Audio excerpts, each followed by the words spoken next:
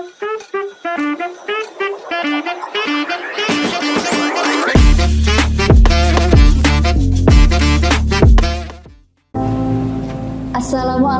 warahmatullahi wabarakatuh. Salam sejahtera, Om Swastiastu, Namo Buddhaya, salam kebajikan. Sahabat Pamong Desa, selamat datang kembali di podcast Pamong Desa. Dan hari ini kita akan membahas topik yang sangat penting, yaitu bagaimana cara mengembangkan pemasaran usaha di desa. Pada podcast kali ini telah hadir bersama saya Ibu Ira Hayatunisma SEMM, Kasubdit Fasilitasi Keuangan Desa, Ditjen Bina Pemerintahan Desa, Kementerian Dalam Negeri. Halo Ibu Ira. Halo Mbak. Apa kabar Ibu? Baik sekali. Senang sekali Ibu bisa hadir di podcast kali ini. Sama-sama Mbak. Ya, selamat datang ya Bu Ira ya. Senang sekali. Baik Bu Ira, mungkin bisa dijelaskan terlebih dahulu Bu, apa langkah-langkah utama dalam mengelola usaha di desa agar bisa berjalan secara efektif dan berkelanjutan. Baik Mbak, yang langkah paling penting ya dalam menentukan terkait dengan usaha apa sih yang mau kita kembangkan di desa adalah menganalisis dulu, menganalisis baik keadaan potensi, kemudian menganalisis juga pasar dan kebutuhan dari masyarakat ya. Jangan sampai nanti kita berusaha ternyata nggak ada yang mau beli kan repot juga gitu ya Mbak ya. Kemudian kedua juga kita melakukan perencanaan ya, baik perencanaan secara kegiatannya, program kegiatannya, dan juga secara keuangannya. Ya, jangan sampai nanti malah tidak efisien dan efektif gitu ya apa yang dilaksanakan. Nah, selanjutnya kita juga melakukan ya capacity building ya, peningkatan sumber daya manusianya, nanti advance lagi inovasi produknya. Kemudian kita juga harus memitigasi resiko ya dengan manajemen resiko supaya supaya kita tahu nih usaha kita apa nih tantangan di depannya gitu. Iya, baik. Ya? Selanjutnya Bu Ira, bagaimana Bu desa bisa mengoptimalkan potensi lokalnya dalam mengembangkan usaha ini Bu? Baik, jadi begini Mbak, kita harus tahu dulu ya potensi di lokal di desa kita itu apa ya. Tadi seperti kita ketahui bahwa sumber daya alamkah ataukah dari keterampilan dari masyarakat sendiri gitu ya. Jadi nggak mesti harus kita nggak punya lahan pertanian, nggak punya wisata segala macam ya, tapi mungkin juga keterampilan dari masyarakat itu bisa dikembangkan, kemudian juga mungkin kita tingkatkan lebih baik lagi ya. Itu juga bisa meningkatkan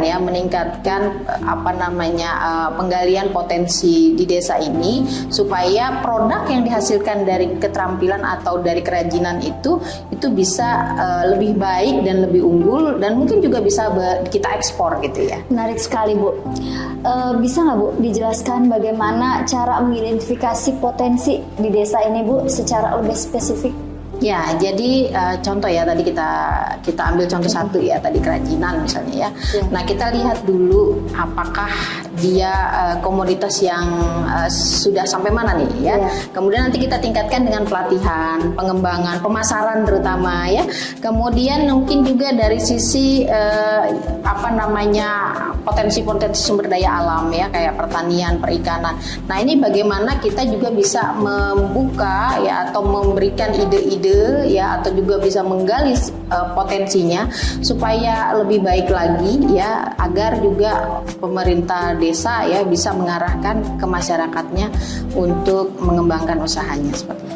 Nah, dalam rangka mengembangkan usaha ini Bu, seberapa penting sih Bu jaringan kerjasama dan akses modal?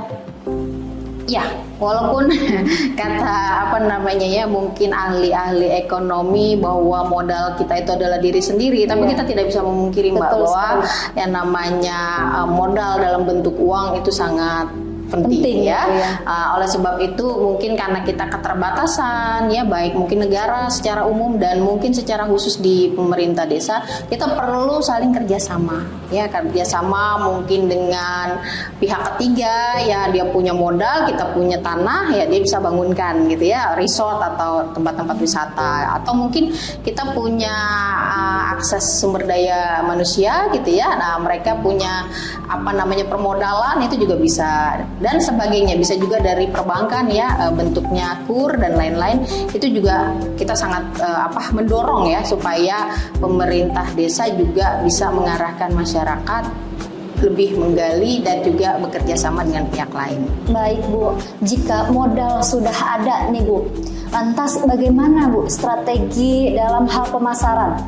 Kira-kira Ibu ada strategi khusus nggak nih Bu dalam hal pemasaran ini? Ya, pemasaran, nah ini yang kita juga ingin beri arahan gitu ya, beri edukasi kepada masyarakat. Jangan takut kalau membuat suatu produk itu ya, takut saingan gitu ya.